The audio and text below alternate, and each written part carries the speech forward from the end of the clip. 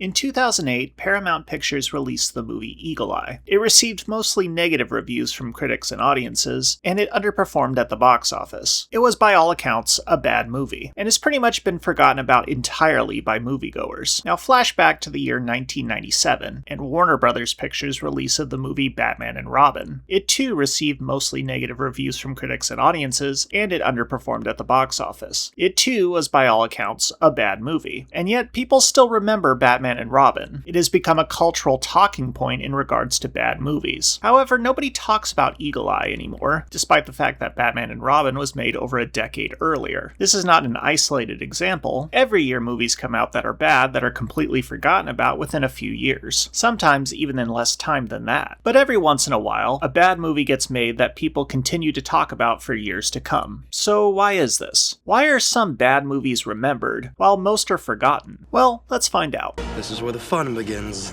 When you take a look at the list of bad movies that people bring up in conversation, on the surface, it seems like they really have nothing in common. Different genres, different budgets, different subject matter, different styles. So compile them all together and you may think that it's just random chance that determines if a bad movie will be remembered or not. But dig a little deeper and you will find some patterns in these films. A method to the madness, so to speak.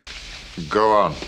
For the most part, I believe that the memorable bad movies will fall into one of three categories. The first and most prominent category is what I will call the franchise blight film, a movie that is in a popular, or at least well-established franchise that puts a black mark on the series. That one film that makes you question the level of competency of the people in charge of making them. Batman and Robin is perhaps the most obvious example of films that fit into this category. It is still remembered as the film that killed the original Batman franchise, and the film that forever stained Joel Schumacher's reputation. When someone mentions Joel Schumacher in conversation, the first thing people think of usually isn't The Lost Boys or Falling Down, it's ice puns and bat nipples. Batman and Robin really is the quintessential blight film, but there are other examples to cite as well. Let's go through a few. You got Jaws 4: The Revenge, Superman 4: The Quest for Peace, Star Trek V: The Final Frontier, The Next Karate Kid, Star Wars Episode 1: The Phantom Menace, Halloween Resurrection, Spider-Man 3, X-Men Origins Wolverine, Prometheus, Terminator Genesis, Justice League, The Predator, Star Wars Episode 9, The Rise of Skywalker, Wonder Woman 1984, The Matrix Resurrections, Indiana Jones and the Dial of Destiny, and The Exorcist Believer. These films do have their defenders, mind you, but for the most part, they are remembered for being bad and putting a black mark on a franchise people care about. When brought up in conversation, people usually say something to the effect of, "Yeah, that's the bad one." It's horrible. Horrible. Just horrible.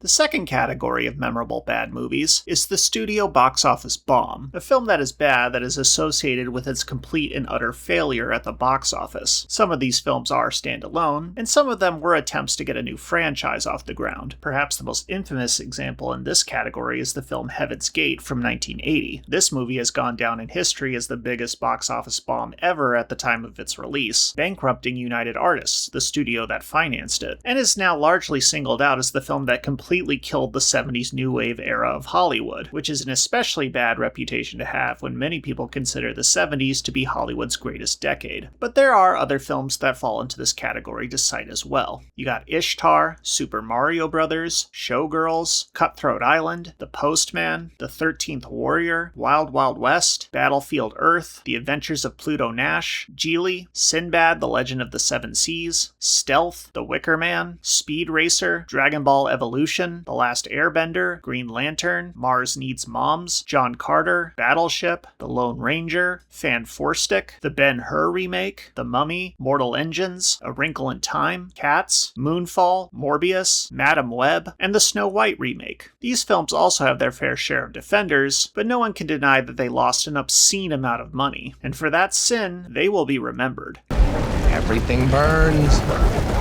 The third and final category of memorable bad movies is the ironic cult movie, films that have amassed a certain degree of fame after being discovered and brought into the mainstream spotlight, usually by B-movie enthusiasts, often with hilarious results. Plan 9 from Outer Space and Tommy Wiseau's The Room are perhaps the most famous examples depending on what generation you are, with Plan 9 being the original So Bad It's Good movie, and The Room becoming the modern poster child for So Bad It's Good. But there are other examples too. You got Manos, the Hands of Fate, Rocky Horror Picture Show, Star Crash, The Man Who Saved the World, Deadly Prey, Miami Connection, Troll 2, Samurai Cop, Ben and Arthur, Who Killed Captain Alex, Birdemic, Shock and Terror, and of course the entire catalog of films by master filmmaker Neil Breen.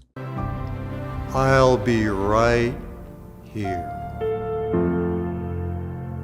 So those are your categories. Now yes, there are a handful of outliers that don't exactly fit into these categories. Movies like Roland Emmerich's Godzilla, Michael Bay's Pearl Harbor, and M. Night Shyamalan's The Happening. These films were box office successes, but people still clown on them to this day. Then there's that large pool of bad spoof movies that everyone seems to concede are bad, and they are remembered for being bad, but no single one of those films really stands out. They are more or less all interchangeable. And of course you have the newer postmodern phenomenon of people who are now intentionally making bad movies, which are kind of their own thing. Films like Snakes on a Plane, Grindhouse, Black Dynamite, and Sharknado.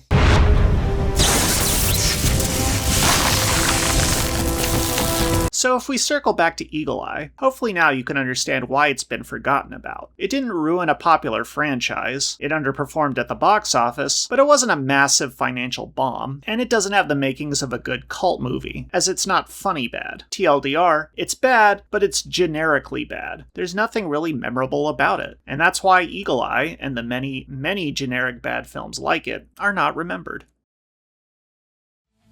Hey, if you liked that video, hit the thumbs up button. And if you want to stay up to date on this channel and future videos, hit subscribe. And if you really want to help me out in the long run, consider joining my Patreon. Your support keeps this channel truckin', and every little bit helps. Thanks again for watching, and I'll see you next time.